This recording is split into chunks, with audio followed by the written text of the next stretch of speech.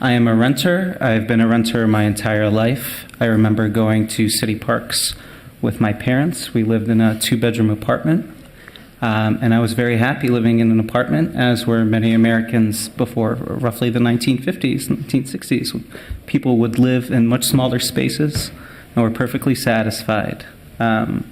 It's around that time that this country moved on a path of sprawl and environmental waste, and I support this council for trying to correct this, for trying to increase diversity of housing in the city, trying to increase and allow for people to afford to live in this city.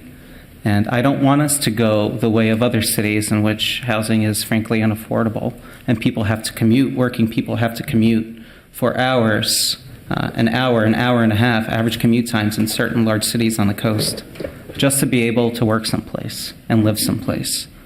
So I thank you for devoting so many hours of testimony to this topic.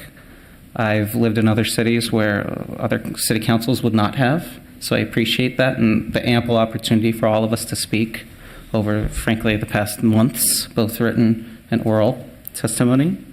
I'd like to point out that a lot of what I've heard today, what I've read online, has, I think, something to do with the same arguments that have been made over the past decades, frankly, arguments for redlining. Maybe we don't call it that now, but a lot of folks trying to say that upzoning is fine, but maybe not in our nice white neighborhood in Southwest Minneapolis.